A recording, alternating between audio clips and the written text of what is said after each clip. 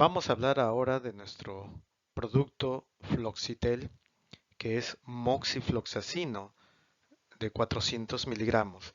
Pero antes de hablar de la molécula, tenemos que hablar específicamente de una de las principales indicaciones, que es la neumonía.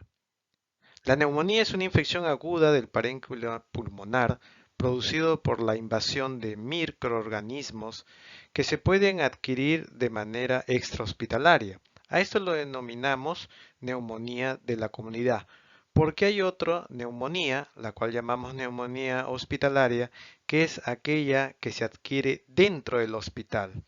Una vez que la persona, el paciente está hospitalizado, lo puede adquirir dentro. La manera de poder diagnosticar es muy fácil mediante una radiografía pulmonar y podemos dar el diagnóstico claramente. En cuanto a la epidemiología, la incidencia está entre el 5 y 15% de la población adulta a nivel de todo el mundo. La neumonía es más frecuente en los extremos de la vida, en los niños pequeños y en los adultos mayores de 65 años. También es estacional, generalmente en estaciones de frío, y personas que tienen algún factor de riesgo asociados. Esta neumonía tiene tasas de mortalidad que pueden fluctuar entre el 1 y el 5% de los casos de neumonía de la comunidad ambulatorios, entre el 6 al 14% de aquellos que requieren hospitalización y entre el 35 a 50% de los casos que ingresan a una unidad de cuidados intensivos. En el Perú es una de las principales infecciones respiratorias agudas, es la tercera causa de muerte después obviamente de las enfermedades cardiovasculares y neoplasias. Generalmente se ha visto que hay 20.000 muertes anuales por neumonía. Los microorganismos que nosotros vemos como agentes etiológicos de la neumonía adquirida de la comunidad están, por ejemplo, aquellos pacientes ambulatorios, el paciente común y corriente de la comunidad, los agentes infecciosos más predominantes es el Streptococcus pneumoniae, el Mycoplasma pneumoniae, el Haemophilus influenza, Clamidia pneumoniae y algunos virus, que es algo parecido a aquellos pacientes que están hospitalizados, en donde aparecen otros tipos de agentes como la legionela o algunas bacterias anaerobias productos de la aspiración. Si fuese una neumonía que se adquiere en UCI, hay gram negativos y hasta el Staphylococcus aureus. Ya estos son agentes que dan una infección mucho más severa. Pero podemos ver que en ambos, a lo menos en pacientes ambulatorios y hospitalizados, los dos gérmenes principales o más comunes es el Streptococcus pneumoniae, la cabeza en todos los ambientes, ya sea fuera del hospital como hospitalarios, y de ahí el Mycoplasma pneumoniae. ¿Cuáles son los factores de riesgo que pueden ocasionar una neumonía de la comunidad? La edad avanzada, una comorbilidad, por ejemplo, un paciente que tenga asma, una enfermedad pulmonar obstructiva crónica que llamamos EPOC, un paciente cardiópata, diabético, con hepatopatías, con trastorno renal o neoplasias. Pacientes que consumen tabaco, malnutridos o que tengan algún deterioro del estado mental. Aquellos con tratamiento crónico con glucocorticoides, pacientes alcohólicos, personas que viven en hacinamiento y sospecha de aspiración, por ejemplo, en pacientes alcohólicos, epilépticos, hay mucho mayor riesgo de que haya una aspiración de gérmenes que pueden estar en la cavidad oral y que puedan ser deglutidos de esta manera y puedan ingresar al tracto respiratorio. Para el tratamiento de la neumonía, como una enfermedad que se ve mucho en nuestro país, el paciente tiene varias alternativas. Generalmente el paciente puede requerir macrólidos, puede requerir fluorquinolonas o también cefalosporinas, pero todos aquellos medicamentos tienen que estar dirigidos según el tipo de agentes infecciosos. Si hablamos de fluorquinolonas Para enfermedades o infecciones respiratorias estamos hablando en primer lugar de moxifloxacino y también otras quinolonas como son levofloxacino y ciprofloxacino. Como les dije, también hay otros medicamentos como son los macrólidos y dentro de los macrólidos está la citromicina y claritromicina y claramente también cefalosporinas. También se puede usar doxiciclina dependiendo del agente infeccioso que podamos encontrar en este. Ahora vayamos a ver nuestro producto Floxitel, a la cual hemos puesto como un eslogan donde la velocidad es importante. Floxitel, moxifloxacino, 400 miligramos. Primero vamos a ver la estructura química de moxifloxacino. Moxifloxacino es una quinolona, como todos ustedes saben, esta quinolona tiene típicamente dos anillos aromáticos, típico de una quinolona, donde podemos ver estos números que van del 1 al 8, que son las posiciones de carbono, donde van a ir diferentes elementos químicos como enlace. Y cuando una quinolona tiene en la posición 6, como ustedes pueden ver en la posición de 6 de carbono en uno de sus anillos, tiene un átomo de flúor. Ahí está la F del flúor. Entonces, esta se convierte en una fluorquinolona, como es el caso de moxifloxacino, es una fluorquinolona. Especial interés en la estructura química de moxifloxacino es que tiene un doble anillo en posición 7 de carbono. Ven ustedes ese doble anillo que está resaltado. El que tenga esta estructura química o esta quinolona, que ahora se llama moxifloxacino, doble anillo, va a ser que tenga mayor actividad contra gérmenes gram positivos. Esa es una de sus principales ventajas. Otra ventaja que da este doble anillo es que va a minimizar el eflujo, ¿no?, para una resistencia por parte de Streptococcus pneumoniae y Staphylococcus aureus. Mínimo eflujo va a haber y va a garantizarse menor resistencia bacteriana. Luego en la posición de carbono 8 vemos otra estructura química que está en esta posición que nos va a garantizar específicamente una mayor actividad con un nuevo grupo bacteriano. En este caso nos referimos a los anaerobios. Muy bien, entonces tenemos que tiene una amplia actividad contra anaerobios y también esta estructura química en posición 8 de carbono va a hacer que el microorganismo pueda ser mucho más sensible al moxifloxacino y por lo tanto moxifloxacino o al moxifloxacino no se genere resistencia por parte de los microorganismos. Entonces esta es la estructura química en los cuales favorece el nacimiento de una nueva quinolona. En este caso estamos hablando de una quinolona o una fluorquinolona de cuarta generación que es moxifloxacino. Recuerden que el levofloxacino, nuestro leflonor bioequivalente, es una quinolona pero de tercera generación. En este caso moxifloxacino es una fluorquinolona de cuarta generación. ¿Qué otra diferencia podemos tener con las quinolonas de tercera o de segunda generación? Si nosotros podemos ver, las de cuarta generación tienen un mecanismo de acción muy fuerte. En este caso, nosotros conocemos cómo las quinolonas tienen acción sobre la topoisomerasa 4 y sobre la ADN girasa.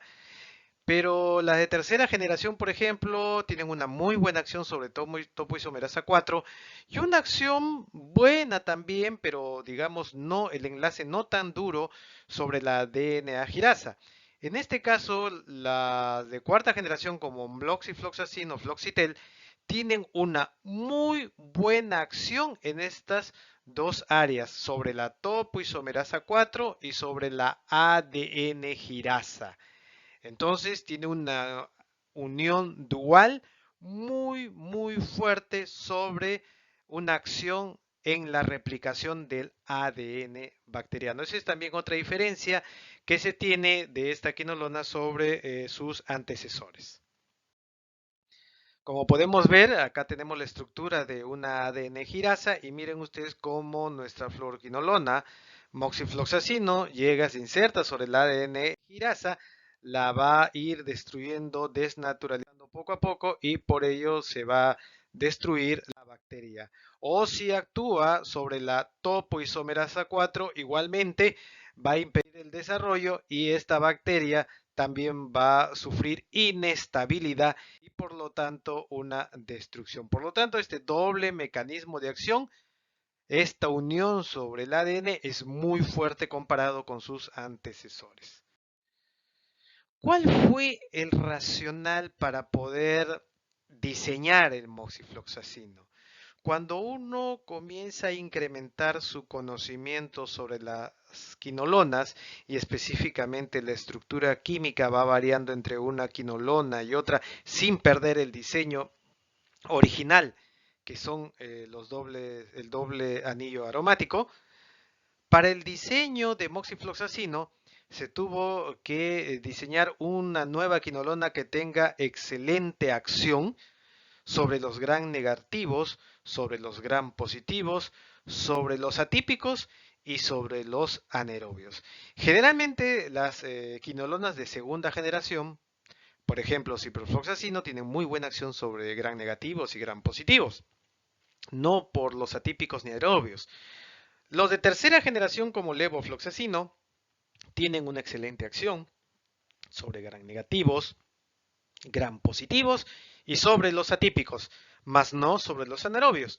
Pero las de cuarta generación, como en el caso de moxifloxacino, tienen muy buena acción sobre estos cuatro grupos bacterianos: gram negativos, gram positivos, atípicos y los gérmenes anaerobios.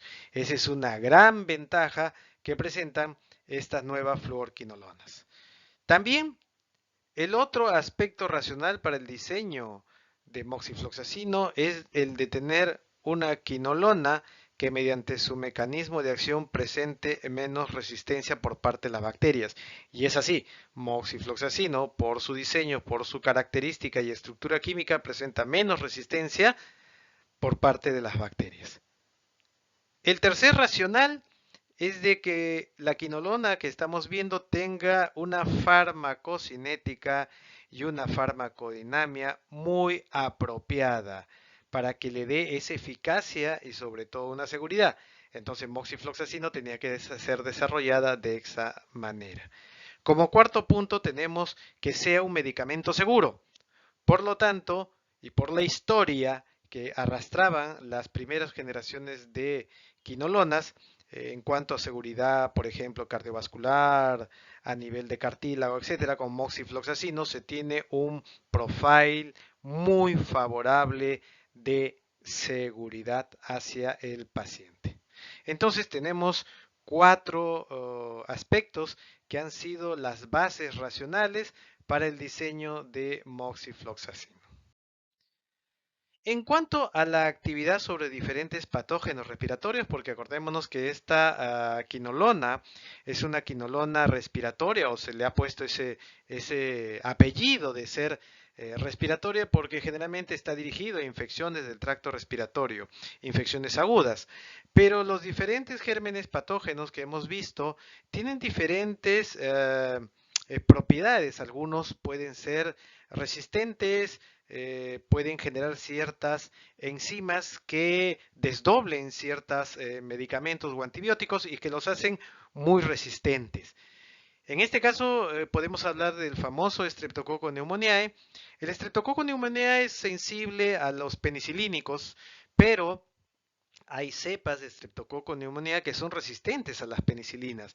Cuando hay resistencia a las penicilinas, generalmente muchos pueden aumentar la concentración en el tratamiento de estas moléculas, pero al aumentar la concentración van a generar efectos adversos, o sea, se van a comenzar a ver los efectos adversos, las reacciones indeseables por parte del paciente. Como nosotros podemos ver hacia el lado derecho, las concentraciones que se necesitan, por ejemplo, con moxifloxacino, para los estreptococos pneumoniae que son sensibles, ¿no? A penicilínicos basta con darle 0.25 microgramos por mililitros para poder destruirlo. Pero frente a los resistentes a la penicilina, no tenemos por qué variar nuestra concentración inhibitoria. Al contrario, miren, permanece igual, 0.25. No, si fuese otro medicamento tendría que aumentar esta concentración en microgramos por mililitro, pero en el caso de el Streptococcus pneumoniae no es así. ¿No? Estamos viendo que tanto para el susceptible como el resistente con una concentración inhibitoria de 0.25 microgramos por mililitro es igual para cualquiera de los grupos, sea resistente o no a la penicilina. Les voy a dar otro ejemplo, el Haemophilus influenza, que produce una enzima que es la beta-lactamasa. Esta enzima beta-lactamasa es un mecanismo de defensa que presenta el Haemophilus influenza y, por ejemplo, también la Moraxella catarrhalis, que le vamos ahí. Cuando uno está infectado por estos gérmenes, ya sea Haemophilus o Moraxella, y se le da tratamiento con betalactámicos, por ejemplo, una cefalosporina, los microorganismos, a lo menos estos dos que producen alta cantidad de beta-lactamasas, destruyen el anillo beta-lactámico y al destruir el anillo beta-lactámico de la cefalosporínica o del pelicinídico ya queda inutilizado y por tanto sobrevive estas bacterias. Pero miren ustedes también a su derecha, tanto para beta-lactamasa positivo como para beta-lactamasa negativo, en ambos casos, Haemophilus influenza y Moraxella catarrhalis, la concentración inhibitoria es la misma, 0.06 en este caso microgramos por mililitro. Entonces podemos ver que no estamos modificando para nada la concentración de moxifloxacino, siempre va a ser la misma cantidad que nosotros vamos a tener.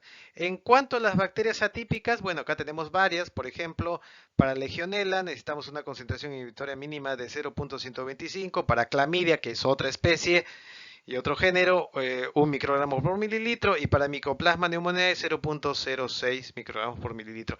Entonces podemos ver que con estas cantidades, cuando el paciente va a consumir 400 miligramos de moxifloxacino, está garantizado, ¿no?, la acción sobre este tipo de patógenos respiratorios. Podemos ver también otros ejemplos para hemófilos para influenza, 0.25 microgramos por mililitro, Klebsiella pneumoniae, 1 microgramo por mililitro, Staphylococcus aureus, para el sensible 0.125 y para el Staphylococcus aureus resistente sí se aumenta un poco más porque es muy peligroso y muy dañino el Staphylococcus aureus a 4 microgramos por mililitro y para el Streptococcus Piógenes 0.25 microgramos por mililitro. Entonces estamos viendo que justamente son concentraciones mínimas, pero que estas son más que suficientes para poder destruir al microorganismo de tipo respiratorio. Si nosotros vemos la farmacocinética del moxifloxacin en dosis oral diaria de 400 miligramos, nosotros podemos ver a la izquierda la curva que se presenta, la concentración obtenida con una sola dosis, ¿no? Y ustedes vean cómo hay un descenso completamente lineal para todas ellas, muy superior a lo mínimo que se requiere para el Streptococcus, Staphylococcus, Haemophilus y Moraxella catarrhalis. Si ustedes ven las líneas punteadas de abajo, el medicamento debe superar esas líneas punteadas de la concentración inhibitoria mínima. Pero miren ustedes con el paso de las horas, hasta 24 horas, cómo el moxifloxacino, la concentración está por encima de lo que se requiere para destruir al microorganismo. O sea, está asegurada la cobertura antibiótica, ¿no? Por más de 24 horas. Y cuando nosotros podemos comparar las constantes farmacocinéticas, como es el área bajo la curva, concentración máxima, la concentración mínima y el tiempo de vida media, podemos ver comparativamente a su derecha la concentración que alcanza, por ejemplo, concentración máxima el primer día, 3.36, y miren, al 10.º día de tratamiento aumenta 4.52. Eso quiere decir que se van acumulando las concentraciones y por eso es que después del tratamiento o después de terminado el tratamiento todavía tenemos un efecto de la quinolona a nivel del organismo humano. A esto se le llama efecto post-antibiótico. Una vez que yo he terminado los días de tratamiento, todavía conservo en mi organismo suficiente cantidad del antibiótico para poder contrarrestar Lo que puede haber quedado de remanente de la infección, pero eso es muy raro, pero la garantía de poder ser un medicamento totalmente eficaz para combatir una infección en poco tiempo. Si nosotros queremos ver la concentración plasmática en tejido respiratorio, les dije que moxifloxacino es una fluorquinolona respiratoria. Por lo tanto, si es una quinolona respiratoria que va específicamente a infección respiratoria, ¿no?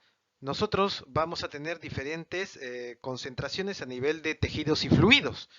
Por ejemplo, les voy a comparar a la derecha moxifloxacino con levofloxacino.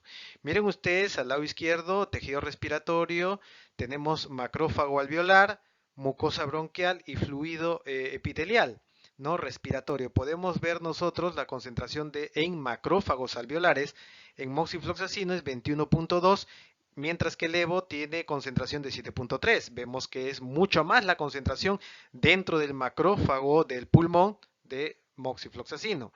Igualmente, sobre la mucosa bronquial 1.7 moxifloxacino versus 1.3 levo.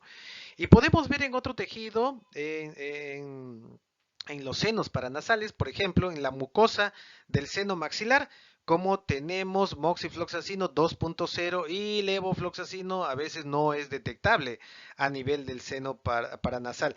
Es un área donde es muy difícil que penetre un antibiótico, pero en este caso moxifloxacino lo hace muy bien.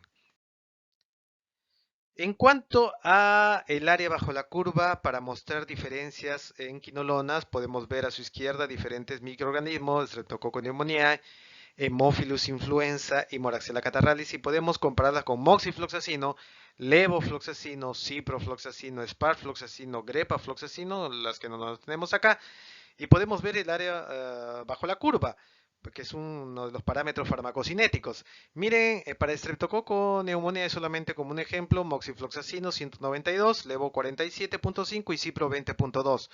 Si vamos Haemophilus influenza, moxifloxacino 1600 versus levo 1583 y cipro 673. Para Moraxella catarrhalis, un área bajo la curva con moxifloxacino de 800, con levo 792 y con cipro 337.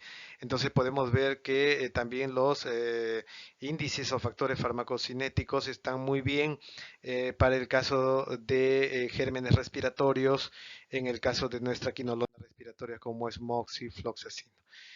En cuanto a ciertas patologías en las cuales está indicada, miren ustedes en sinusitis aguda, una patología muy difícil de tratar por varios días, hay que utilizar medicamentos, si vamos a utilizar por ejemplo un betalactámico tienen que utilizarlo de 14 a 21 días, son tratamientos largos, costosos, ¿no? Y muy terribles en erradicar el patógeno porque no solamente es ir y buscar el patógeno, sino también entrar al seno paranasal que está con pus y poder traspasar toda esa barrera. Miren ustedes en el caso de moxifloxacino 400 miligramos tratamiento por 7 días versus cefuroxima, una cefalosporina, 250 miligramos 2 veces al día durante 10 días. Miren ustedes el porcentaje de erradicación, por ejemplo, de Streptococcus pneumoniae, 98% de erradicación versus 95 en el caso de Fluxime, Haemophilus influenza 86 versus 85, Moraxella catarrhalis 88 versus 67, y utilizando moxifloxacino una sola vez al día y solamente por 7 días versus la cefalosporina cefuroxime 2 veces al día durante 10 días. En el caso de la otra indicación, exacerbación de bronquitis aguda, cómo erradicamos el patógeno, igual vamos a ver una comparación entre moxifloxacino y claritromicina. Haemophilus influenza, por ejemplo, 90% erradicación versus 64% de la claritromicina. Vemos Staphylococcus aureus 94 versus 84. Y podemos ver que con moxifloxacino solamente se utiliza una vez al día por 5 días en el caso de exacerbación de bronquitis aguda versus claritromicina 2 veces al día, ¿no? Durante 10 días. En el caso de neumonía adquirida en la comunidad, igualmente vamos a ver moxifloxacino, en este caso 400 miligramos por 10 días versus un medicamento control que puede ser una cefalosporina. Podemos ver en el caso de Streptococcus pneumoniae 89% de erradicación versus 88. En el caso de Haemophilus influenza 90% versus 74 y así también datos muy similares para otros patógenos.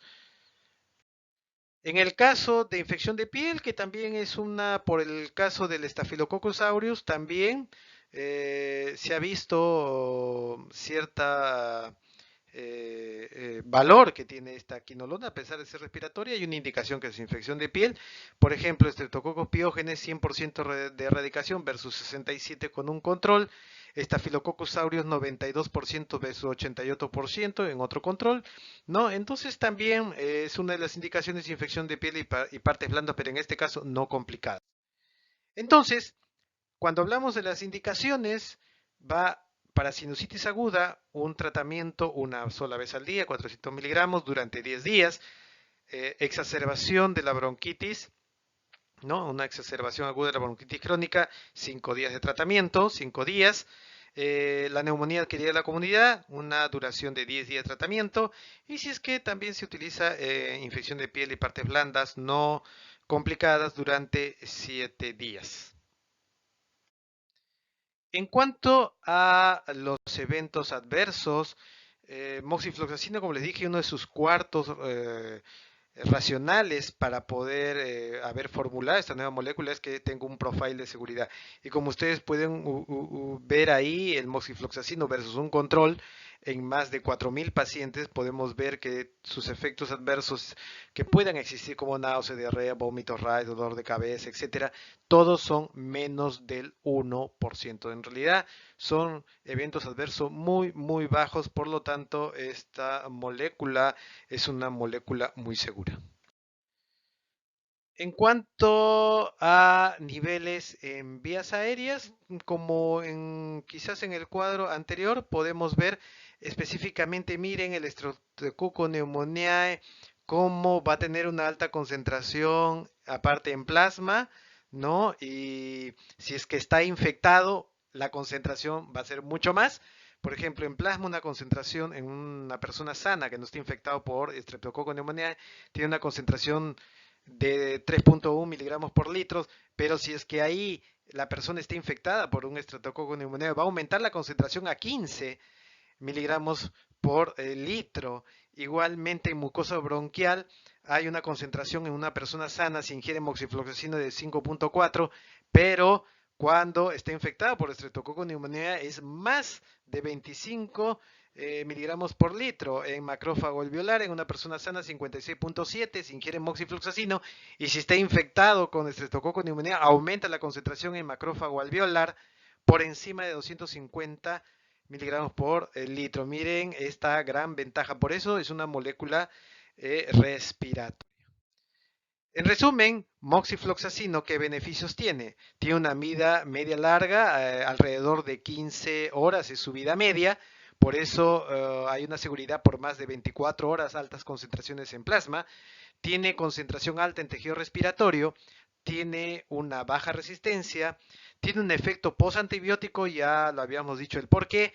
Y cuando este paciente, por ejemplo, que tiene exacerbación o bronquitis aguda exacerbada, luego de 5 días de tratamiento en sangre todavía podemos tener el antibiótico, todavía hay antibiótico o hay moxifloxacino en el tejido pulmonar, y eso garantiza mayor protección y evita una reinfección bacteriana. No requiere ajuste de dosis en pacientes con problemas hepáticos o renales, siempre que sean leves o moderados simplemente, y tiene una interacción mínima con inhibidores de la estimulación del metabolismo hepático, o sea, poca interacción medicamentosa. Nuestra literatura que está en el rotafolio, no se deben olvidar, Floxitel es moxifloxacino bioequivalente de 400 miligramos. Es una molécula bioequivalente que se suma a nuestro portafolio de visita médica y que ustedes deben resaltar continuamente. Floxitel, moxifloxacino bioequivalente, donde la velocidad es importante. Y solamente vamos a poner 3 ejes. Los 3 ejes son diseñados para el tratamiento de la infección respiratoria aguda. Ya hemos visto los 4 puntos racionales por los cuales ha llegado a ser esta molécula dirigido específicamente para el aparato respiratorio cuando éste se haya infectado. El segundo eje superior, éxito de erradicación bacteriológica en neumonía de la comunidad, también lo hemos visto, más aún en gérmenes como es Streptococcus pneumoniae, Haemophilus influenzae y Moraxella catarrhalis. Y sobre todo el tercer eje, terapia oral diaria de corta duración para un conveniente cumplimiento y seguridad. Una sola toma al día de 400 miligramos de Floxitel moxifloxacino bioequivalente por los días que le prescribe el médico asegura el cumplimiento y también la erradicación del patógeno. Nuestro Floxitel moxifloxacino bioequivalente 400 miligramos viene en caja por 5 tabletas, los cuales ya están a disposición de todos ustedes. Entonces ya ustedes pueden ver y definir que Floxitel, donde la velocidad, porque es muy rápido, es importante y sobre todo es bioequivalente con el innovador.